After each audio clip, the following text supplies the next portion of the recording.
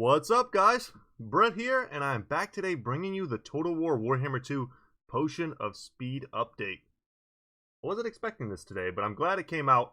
Guys, I don't have early access, I've said that before. So one of the things that I've been doing is kind of living and dying by these FAQs, these updates. They got all the info that I need, and I thought I would read them for the first time with you guys and give you my first impressions. I already looked at this slider. Oh wait, no, move it back. Okay. There we go, the big reveal. We don't want to ruin it. So guys, this is going to be kind of a long video. It's going to be a lot of me talking. There'll be points where I might need to rest my voice for a second. I'll just sit and read. But for the most part, I'm going to try and read everything that's relevant. And I hope you guys enjoy. Just sit back, relax, let me read it for you, give you my thoughts, and we'll make it through this together. So this is a pretty sweet series of patches. They consider this a maintenance patch. It says this automatic update arrives alongside the Shadow and the Blade Lords pack, bringing with it a huge array of content revisions, balances, bug fixes, and quality of life improvements to the Eye of the Vortex and Mortal Empires campaigns.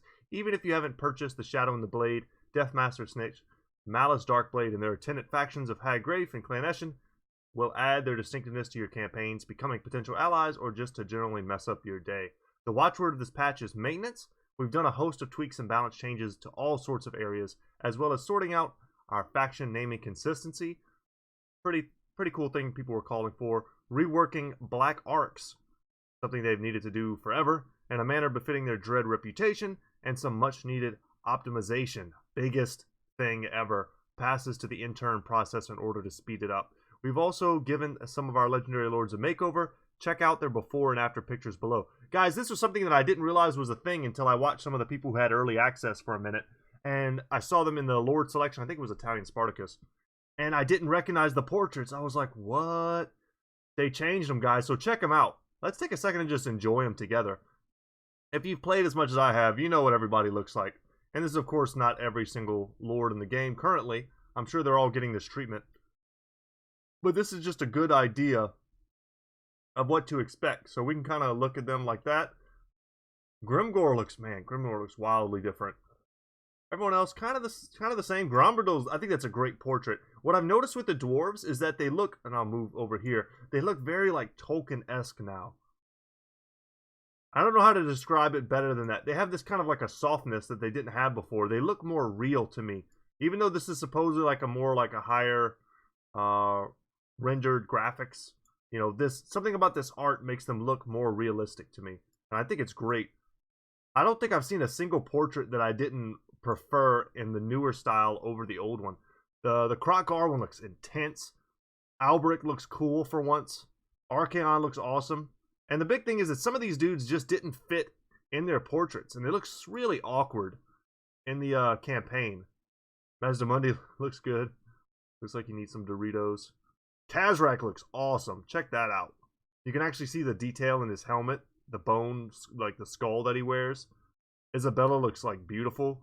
King Lewin looks like a movie poster from those old 1930s like Ivanhoe movies and stuff. And then Tyrion. Look how good Tyrion and Teclis look.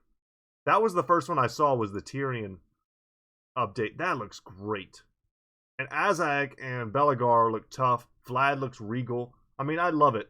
Awesome. Kudos to them on the art. I don't know if anyone was really asking for this level of like work. But it was worth it. It is beautiful. And going forward into the third game, I think it's going to pay dividends, having those types of, matching art. It's going to look very smooth, very good. Intern time reduction, the biggest thing of the patch as far as I'm concerned. The headline improvement in this update, we found some useful code optimizations, I don't know what that means, to the campaign gameplay systems and AI's decision making during intern rounds. These improvements reduce the time it takes for each faction to take its turn when you hit the intern time button. This time reduction benefits players on all system specifications, but will vary according to individual specs. So I'm running like a ridiculous computer, like ludicrous speed, and I noticed when I switched from my laptop, which is also a pretty high-end laptop, but to my desktop, I noticed some intern time reduction, not nearly what I was hoping for. It was purely just that the game was poorly optimized.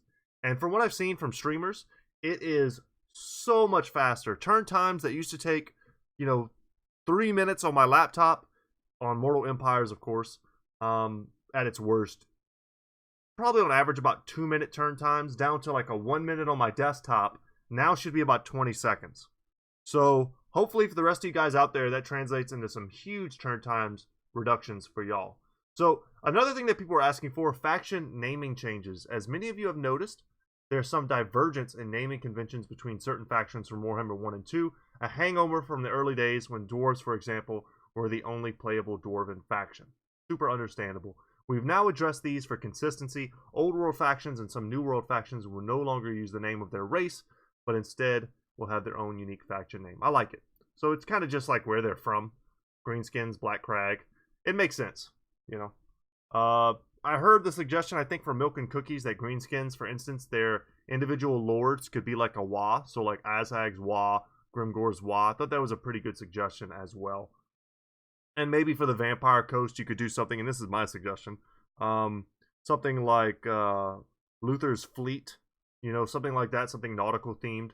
The Awakened is a little strange, but I think that's it's a better thing than having one of the particular lords get the entire race name and the others get their own individual name. It's just very weird. World Walkers for Norska, I thought that was a pretty cool addition. So Gotrek and Felix, I was happy to see these changes as well. I saw these on Reddit.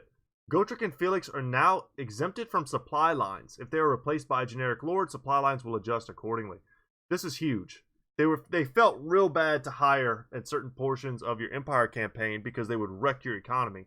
Now that's no longer a detriment. And the other thing that would really wreck you, these two things right here, you would feel like all this XP that you were getting on them was completely wasted, and now it goes to other generals. As well as their duration is increased. I think it was 20 turns before, up to 30. That's awesome. And then they go off to have their adventures and they eventually come back. So, very cool. New icons, fixed an issue, event messages. Okay. All good stuff. Campaign balance changes. Alright. Cult of Sotek will now gain sacrificial offerings after battle, scaling with the enemy army's strength. That's a good decision. You may still gain 50 additional sacrificial offerings using the mark. That's huge. That's going to completely change how much fun, honestly, I have with a Cult of Sotek campaign. Before, the unique mechanic is you get sacrifices, you get rewards. But the sacrifices would come in so slowly that I would almost be finished conquering all of Lustria, and I wouldn't even have like the majority of that cool like tree filled up, and I wouldn't be getting into those awesome benefits. Hopefully this will help it. Okay. Okay, that's... You don't have to get expendable if you don't want them. The Skaven added new late game dilemma to spend excess prestige in the Reichland. That's a good thing, because people were finishing their campaigns with enormous amounts of prestige, and it just didn't make any sense. Much less likely to succeed if you have a non-aggression pact. That's good. Added slave income bonus. Okay. Some of these are small, guys, so I'm gonna kind of skip past. Helmengor's got a nerf. Like anyone... Oh my god. Like, as if you needed less reason to play Gorse. His research rate has been lowered by 10%. 5% for Azag. Okay. Heart Cove. Some of these are very small. I'm not going to ruin my voice trying to go through all of them. A lot of these are research tree related. Okay. If I miss anything that you guys think is particularly important, just let me know in the comment section. Increases vision based on... Okay. Bretonnian heroes now gain immortality when achieving a Grail Vow. That's awesome. So your Bretonnian heroes, they get that Grail Vow, and now if they get assassinated or something like that, they can come back. That's very flavorful. Questing Knights now have a 10% weapon strength instead of 5 flat armor piercing damage for lords. Oh, it's a questing vow. Okay. That's much better. Skaven economy adjustments. Yeah. They were way too strong before. Skaven buildings, you could generate so much income from the Skaven, and they basically cut it in half. Yeah, Sacred Croxagor's ROR getting poor results during auto-resolve. Glad they fixed that. And these, okay, so this is a cool change. Updated the following character skill trees to include greater arcane conduit instead of regular. Teclis, Beslan, Mazdamundi, Croat, and Marathi. Makes sense. Some of the most powerful and ancient lords of the old world and the new. didn't have greater arcane conduit. Did make sense. Okay, anyone else? Teclis no longer loses access to Bound Fireball when taking the Flames of the Phoenix skill. That's cool because I hardly ever use this ability. It just whiffs so much. Vampire Count's AI now absorbs the rival vampires at the start of a campaign. Interesting. I could see that changing stuff. They might snowball much faster now. Okay, they gain... Embedded heroes now gain twice as much XP from participating in battles. Wow, they'll level up super fast. Where was that for my Marcus Wolfheart campaign? And these have to do... Okay, so this is an important change. So guys, in the past, if you wanted to recruit a unit, you had to build a building. But they've rethought this because what was happening was you would be fighting a particular faction. They would lose a bunch of their buildings. They would lose a bunch of their settlements, rather. And because they lost access to their recruitment buildings, they wouldn't be able to recruit armies, essentially. Or you'd see stacks of like 19... goblobbers or something ridiculous from the orcs because all they had was one building and one settlement. This is aiming to get rid of that. So you can unlock basic units from, like, so see here, Goblin Spearmen and Goblin Archers. You don't need to have the tier 1 barracks to do that. I think what this is it gives it to your actual settlement building, allowing you to always be able, and more importantly probably the AI, to always be able to recruit, a frontliner, an infantry unit like Goblin Spearmen, and then some Goblin Archers. That gives you at least the semblance of a well-balanced army, even if you're getting beaten down and losing your settlements. Clan Pestilence tweaks. Oh, that was a tongue twister for me. Clan Pestilence tweaks. All right, got it. They've been given some cool, unique stuff, because one of the things that happens is whenever you get a new faction, you always get this feel-bad moment where all of this new stuff is happening, all these, like you look at Eshin, they have all these cool new campaign mechanics, and you feel like the older campaigns get left behind. But it seems like they're always trying to kind of bring them up a little bit, and I can appreciate that. Clan Pestilence now unlocks the Rite of Pestilence with constructing a Pox Cauldron instead of a Pestilence Nave. Okay, minus 15% turn cooldown on the Rite of Pestilence, letting you spam that a little bit. They now enjoy uniquely large benefits for spreading plagues to their own forces and cities, granting growth and economic benefits for cities and powerful combat bonuses for forces. They have access to a special Under Empire building that continuously spawns a plague. Ooh, so giving you a little bit of incentive to use the Under Empire, which I hardly ever use. And a new faction effect, chance of a plague spreading plus 50%. Very cool. Makes sense. Very flavorful stuff. Now we're getting to the Black Arc rework. So to complement the Shadow and the Blade, Black Arcs have received a mechanical overhaul to diversify their gameplay. Black Arcs are now full characters with access to items, skills, and traits. I've seen these. They have their own, they're like a lord. They're now able to blockade ports and attack coastal settlements. Makes sense. Black Arcs now have access to, unique skills to further improve their army, making them the true terrors of the seas. And they're present in old saves and will convert to the new type. Begin at level 1 and have no... Okay, so that's cool. I mean, at least they did that. They're retroactively changing in your old save, so be prepared for that. Battle AI changes. Improved AI's use of healing abilities, meaning it won't activate healing abilities immediately when taking damage. This is cool. This is something I noticed a long time ago. I was able to cheese the AI if I wanted. I could take someone like Marcus. Let's say I'm fighting vampires, right? I'd shoot at one unit of zombies, stop shooting at them, and then the vampire lord or whatever would use an invocation of Nehek. And I'd only shot the zombies one time. And you could bait out a lot of heals that way. Bait out a lot of winds of magic. And then you just switch targets and, you kind of screwed them. So, hidden items. This is a cool change. We've heard you loud and clear regarding the various hidden unique items, and we've enacted the following changes. All previously hidden unique items are now visible in the skill tree of the relevant character. I'm curious how the UI will work with that. If it'll just be up top. Hidden unique items now always trigger at a specified level instead of randomly generating. Okay. Hidden unique items now trigger in both the Eye of the Vortex and Mortal campaigns. Very cool. So I've seen some of these. I've had some of these myself. The Shadow Crown, the Amulet of Dark Fire, the Shield Stone of Isha, Red Blades, Morgiana's Mirror, Armor of Brilliance, Braid of Bordalo, Moonstaff of Lilith, Scroll of Hoeth, Wand of the Caradon, Armor of Midnight, I've gotten that one before, Heart of Avalorn, Amber Amulet, and the Mace of Ulamok. Very cool.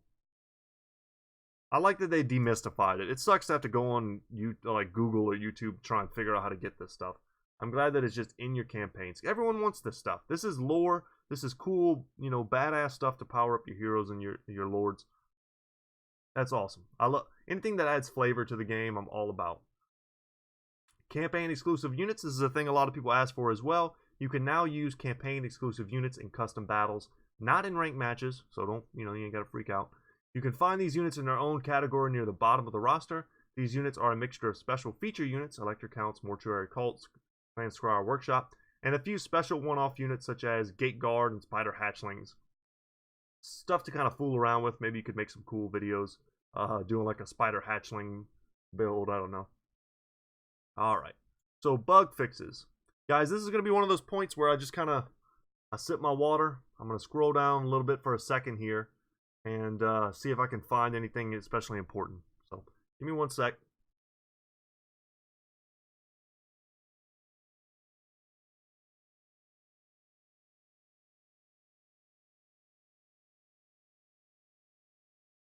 This section is quite large, but we might be able to skip most of it.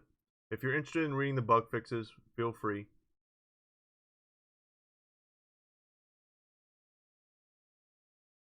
I'm not seeing anything particularly important.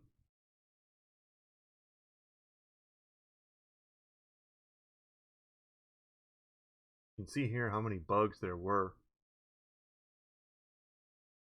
That's the one negative thing I'll say about the way that CA does patch this game, is that they wait so long in between fixes that sometimes it feels terrible. But when they finally get to it, I mean, they really hit the bugs. That's a pretty big list.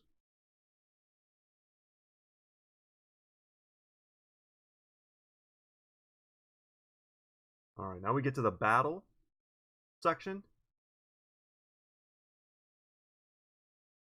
Stuff that wasn't dealing fire or magic damage, they fixed that. Yeah, just more bug fixes. We could probably pretty easily skip past this. Just assume that everything that wasn't working correctly is now working correctly. Okay, achievements. They've added 16 new achievements. Very cool. Audio improvements. We can probably skip past that. Battle. Updated some ability sounds. Better match visuals. Stuff to improve performance. I like hearing things like that, but we'll see how it really works. General, optimized which content is loaded to help with overall loading performance improvements. Maybe my computer won't become like the surface of the sun whenever I play on ultra settings now. Told the demon to shut up. That's hilarious. So I was watching some Malus campaigns right at the early days when people first got early access, and Malus basically would have, like, Tz'arkan would show up, the screen turns purple, flashes, it makes like a really loud noise, and they start like screaming at each other. And it seemed like it was proccing every minute. And if you're sitting down to play for a half hour, it's like, or an hour, I know some people play for a long time in a single sitting, 3-4 hours if you're doing like a, like a stream or something. That is so much of him yelling, and they told him to shut up. That's hilarious. I always look for the little gold nuggets of humor in these patch notes. They're always great. Knockdown changes. We made a significant change to the knockdown system, which unfairly punished heavily armored units. This is interesting. So for those of you who are really interested in like the mechanics of the game, this is something worth digging into for a sec. The knockdown system works like this. When a unit is knocked down, it enters a knockdown idle state, where it stays on the ground for a while. This time is determined by a random roll between 0.7 and 2 seconds. The unit's armor is then multiplied by 0.02 and added to the knockdown time. Practically, this means that units would add 0.5 seconds to their knockdown time for every 25 armor they had. So like if you had Chosen, for instance, who are kind of like your heavily armored infantry guys, they get knocked down, they'll take forever to get back up. And you notice that if you played long enough. Chosen, Black Orcs, they take forever to get up. And that now we kind of know why. They were heavily armored.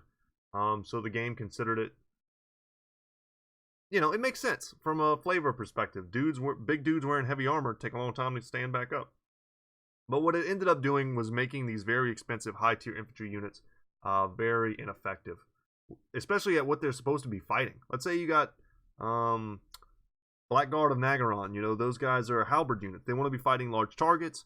Let's say Kolek. Kolek knocks people down. Kolek knocks them down. Next thing you know, they can't attack Kolek, so they become much less effective because when he knocks them down, they each take 2 seconds to get back up instead of, let's say, you know, 0.5 seconds or 0.7 rather. It looks like it's the minimum. So we'll see how much that really affects things, but it seems like it will lead to an increase in DPS, which, you know, is good. We've now removed armor from the calculation, and knockdown time is only determined by the roll. Okay. Good. I like that improvement. The game has since gone a long way from the days of people just spamming out high tier infantry. There are certain units in the game you just don't see anymore in multiplayer, and that's why they're just so easily sniped. And any buff we can give them, even small ones like this, I think is a good improvement. Improved splash damage. The following on-foot units have had animation metadata tweaks, making several of their splash attacks bigger to bring them more in line with the splash attacks used by Warhammer 1 characters. And there's a long list here. Basically, looks like everything in the new world.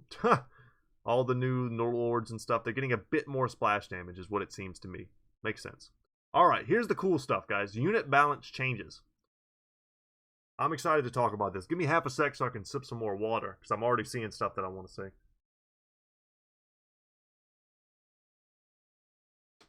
Okay. Beastmen first. Razorgore Chariot, minus 10 armor, minus 50 cost.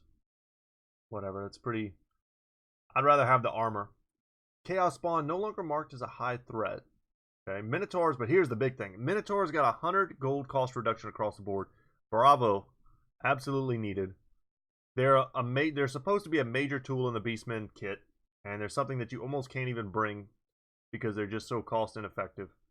They're not in line with other very similar units like Famir. They're probably the first thing that comes to mind whenever I think of this role being filled. They're almost like an expensive version of like a Crypt Ghoul at this point. But 100 gold cost, maybe we'll see more of them. I mean, let's say I want to bring 2 or 3 groups. I mean, let's say I bring 3 in a particular multiplayer battle. That's 300 gold that I can then spend on like a raider unit, right? It's not nothing. It's not nothing. It'll let you go just a tiny bit wider with your Minotaur builds. Bretonia, the Green Knight gets plus 25 hit reaction ignore chance, plus 25 knock interrupt ignore chance. That's cool. You would see him duel some big lord, like let's say Kolek, and Kolek hits him and he just staggers him over and over and over again. I think they tweaked this in the last patch, but this was definitely necessary. It was still happening. Albric gets some AP melee damage. Okay, cool. Blessed Field Trebuchet no longer marked as high threat. Reduced radius of projectile to match regular. Okay. Weird. Grail Relic now marked as a high threat. Paladin plus 8 bonus versus large. Cool. Making him even more deadly. And the Companions of Quilnay plus 10 bonus versus large plus 100 cost. I mean, that's the Regiment of Renown. They're an amazing unit. Giving them some anti-large. I mean, I'm trying to think of why exactly you would do that. Just to make them better at fighting stuff like Demigryphs, maybe? They already slaughter everything. Their AP is so high, they almost don't even need this. But that's an extra like 10 melee attack, 10 weapon strength when you get a bonus. Very strong. Dark Elves, alright. Cold One Chariot, minus 10 armor, plus 35 missile block chance. Okay. Is that just Malekiths, or is it for all those? Dark Riders get some leadership. Blaze of the Blood Queen, 4 health per entity for all Harganeth Executioners and Blackguard. Okay, getting them a little tanky. I mean, when you're playing an Ultra, is that 100? I'm trying to remember how many units are in that. I think it's 100, so 400 HP. It's not a ton, but that helps. And now they're not getting knocked down as much, or staying knocked down as long. The Witch Elves mounted on the Cauldron of Blood now throw knives. That's cool. That should really ramp up the DPS of that unit. I love this unit. I always just wished it was a little bit more combat effective, and that maybe will help. Dragonback, okay, added magical projectile damage. That's cool. Makes sense.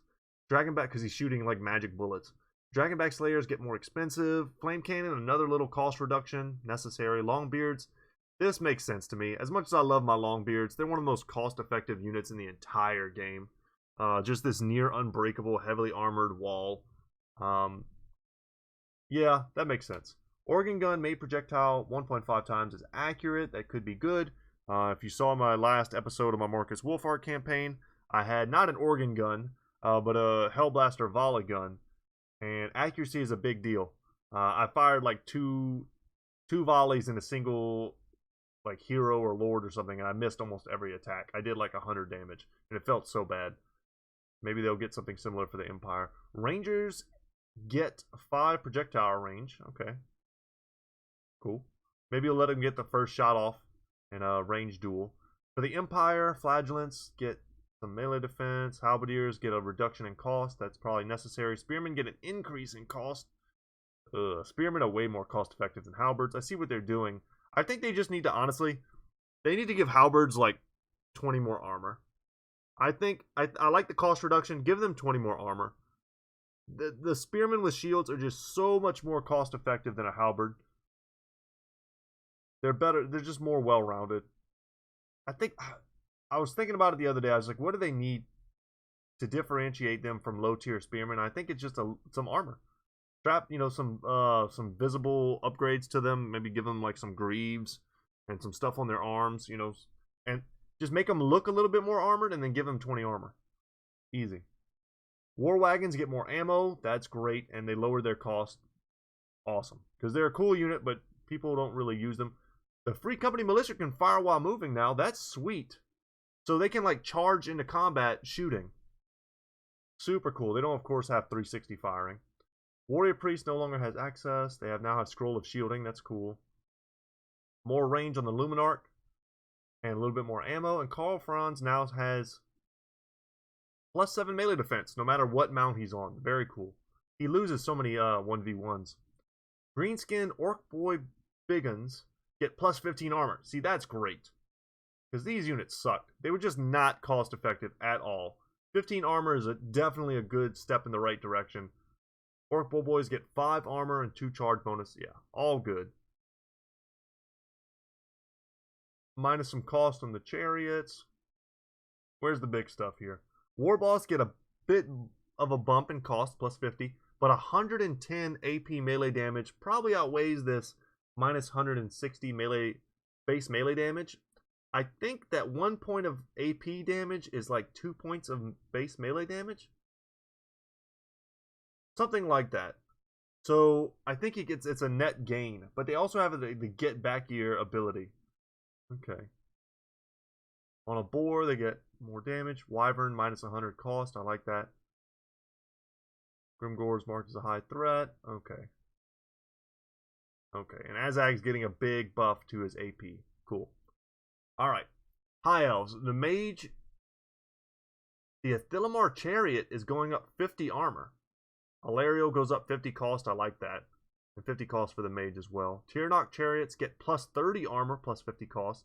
Phoenix Guard get the extra +4 health per entity. I like that. Same with the Swordmasters. Cool. So maybe we will see some of these heavier duty infantry units again. Some of these other things not really worth talking about. The Blizzard Aura on the Frostheart Phoenix now also reduces base melee damage by 12%. That's powerful. Hand of the Shadow Crown is now a playable hero unit. Cool. In the custom battles, of course. Ranged Assassin Hero. Okay. Okay. It's only in custom battles. Lizardmen. Ark of the Sotek, +1 base damage on Ark of Sotek ability. That's supposedly a 33% damage increase. That's good. That unit needed a buff. Temple Guard get -5 leadership. Interesting. I don't know if they needed that. In my mind, Temple Guard should almost be unbreakable. So, Nakai gets 100 gold reduction cost. Necessary. He was kind of in a bad spot right now, I think, in the meta. He's just a big target. He doesn't seem to get a lot done. Slan Mage Priest, minus 150 multiplayer cost. This is something I like a lot. The Razordon Hunting Pack changed trajectory to dual low fixed, allowing the unit to choose a higher trajectory if obstructed. They needed this. They got obstructed way too easy. I tried using them in a multiplayer battle. I don't know if I ever uploaded that one, but they got obstructed so easily. They were basically useless. They were like really expensive hounds, and it felt super bad because they're a cool unit, and I want to use them the way they're supposed to be used. But they can't shoot. You know, with a little bit of terrain or something, it's just I can't use them. All right, Norska, Marauder Chieftain. He finally gave in. He's coming along for some cardio with the rest of the crew and now matches normal Norscan foot speed. Okay, so he's not slow anymore. That's cool. A little bit changes to the chariots. Wulfric's chariot gets minus 20 armor, but minus 100 cost. So probably okay. That sucks for Wulfric though. Maybe a little more incentive to go mammoth on him.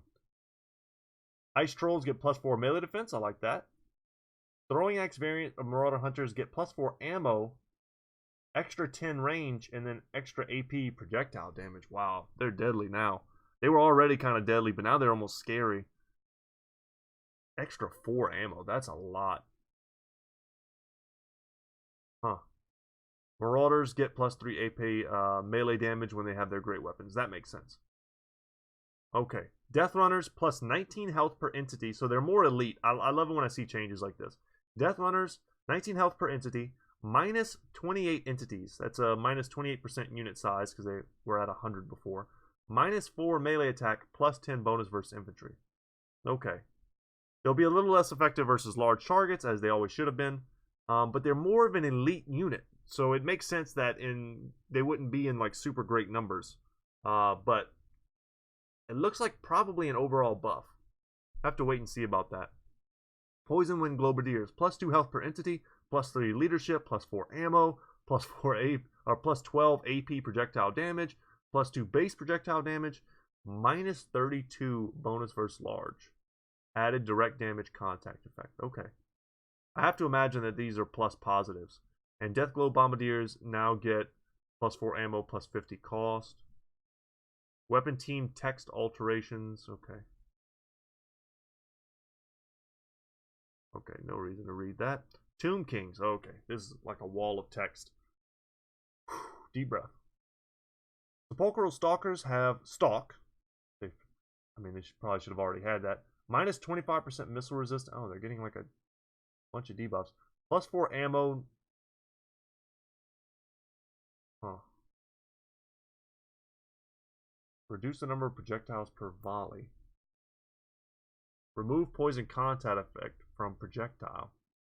And reduce their projectile. They nerfed them. That sucks. These types of units didn't need nerfs. I don't know why they were messing with it. And they increased the accuracy on the Eyes of the Desert. Like, was anyone like, man, Sepulchral Stalkers, those things need a nerf. They're more accurate, which is cool. And they have more ammo, so maybe they're just trying to change their functionality. I could see that. Trying to make them more of a standoffish range type character. Probably very similar to the Medusa. I think what they did was they tweaked the Medusa, realized how good it was, and then maybe tried to change them, the Stalkers that is, so that they're more like a Stalker or more like a Medusa and less like their old form, where their ranged attacks were more of an afterthought. Now I think they're kind of the general idea. Necropolis Knights, plus 20 armor, 12 health, 200 multiplayer cost. Jesus. Remove problematic side and rear attack animation that made the entities sometimes fight with their flank or rear facing the enemy. Okay, Necropolis Knights with halberds.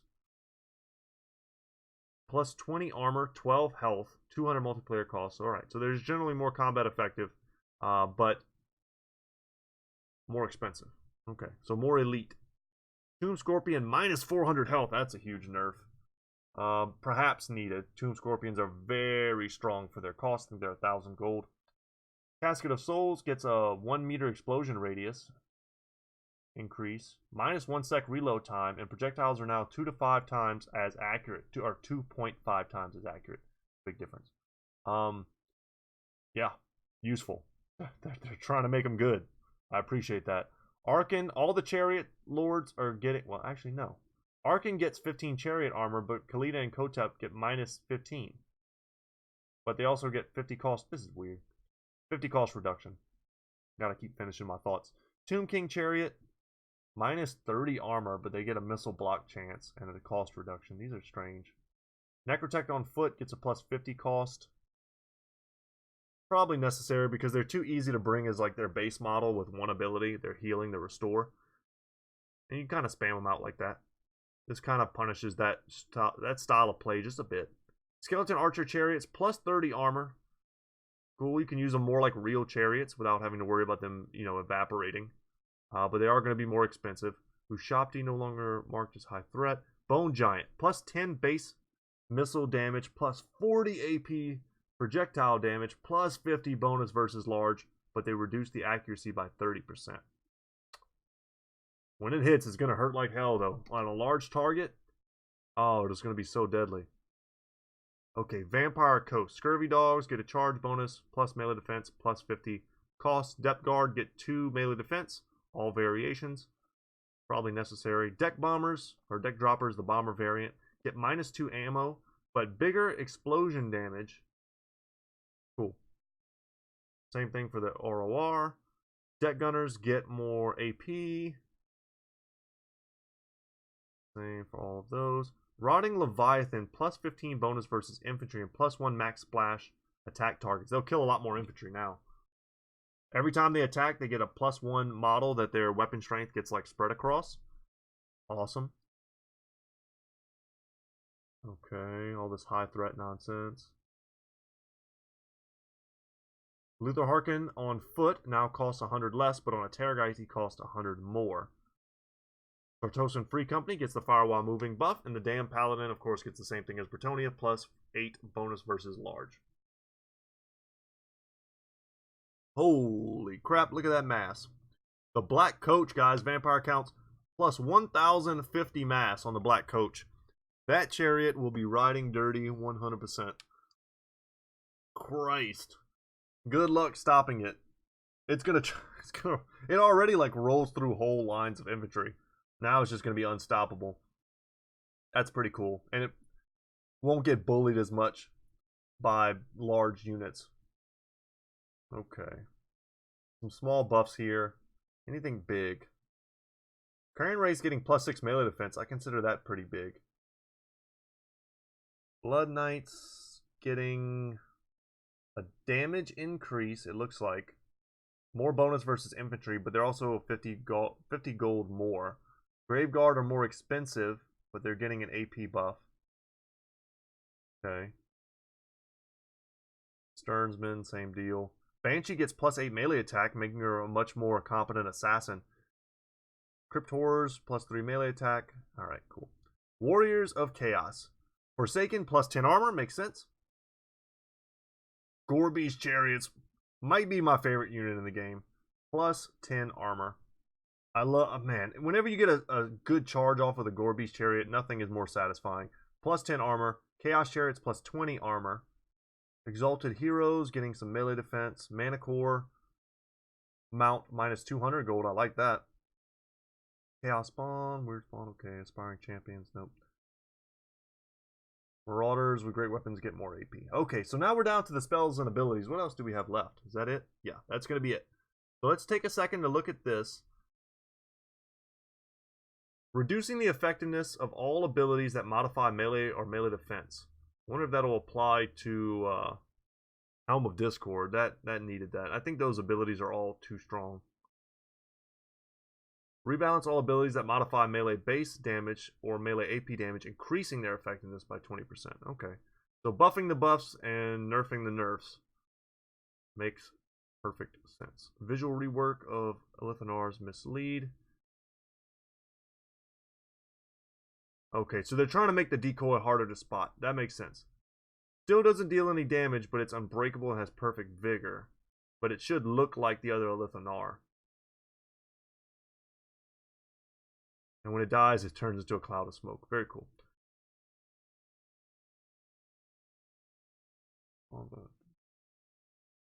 Okay, this might be important. For the purposes of streamlining some unclear communication in the battle layer, we've updated all projectiles spawned by abilities to be unblockable.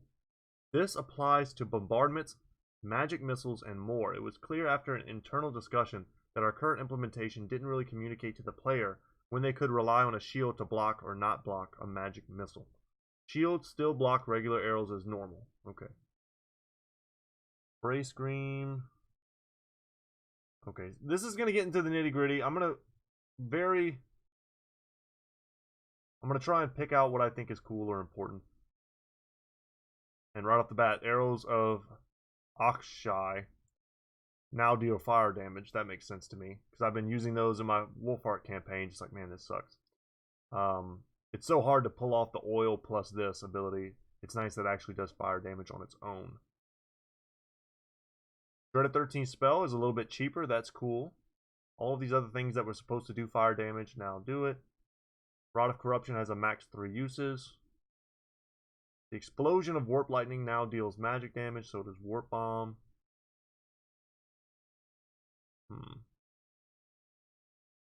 Master Rune of Wrath and Ruin has a minus 8-second duration. Man, they really nerfed this ability on the ground.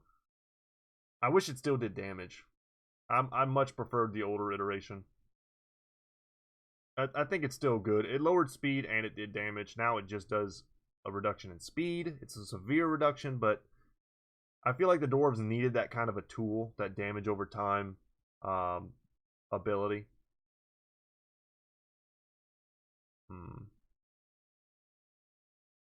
Internet, change of location. Now a passive ability with a 40-meter radius that reduces speed and charge speed by 12%. Okay. Helping them to get away. Some things have been moved to the lore of stealth. That makes sense. They were just kind of placeholders. Okay. Temple of Myth. Alright, these are all accuracy. We've unified. Okay. Alright, guys. That's going to be it. I hope you enjoyed that. Those are just some of my thoughts. The patch itself, I think, is great. So many things that the community asked for, and even things that they didn't ask for. Just above and beyond in so many categories. I can't wait to get my hands on the DLC myself to start a campaign. Guys, if you have any input, anything that I missed, feel free to let me know. Or if there's anything that you think that I talked about and maybe got it wrong, whatever, just let me know in the comment section.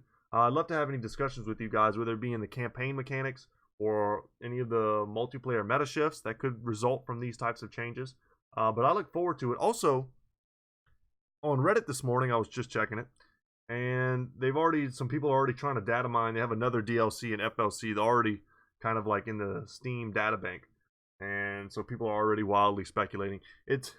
I think if you believe the people who kind of think they know, it looks like it may be a Grom the Paunch, who's a fat goblin who ate a troll, and you've also got Eltharion, I think is how you say his name, the guy who rides the Griffin. Pretty badass character, and so they may be up next. Who knows though? I love a little wild speculation. But once again, guys, my name is Brett. My channel is Goodtalk Gaming. If you enjoyed this video and you like to see other Total War content or like fantasy video game content, I do a ton of that stuff on my channel. I love to interact with you guys. I'm pretty open about what I'm going to be doing. If I take suggestions, if there's anything you'd like to see on the channel, all you gotta do is let me know. And if you haven't subscribed already, I appreciate every single subscription that I get. I'm a small YouTube channel. I've been doing this for a little while now, and made a lot of friends. And I have a Discord. If you guys are interested in joining it, the description will have a link, and you're welcome to join. And you can catch me in there from time to time, and maybe we can play some games together. But alright, guys, that's gonna be it for me today. Thank you so much for watching, and as always, I will see you in the next one. Later, y'all.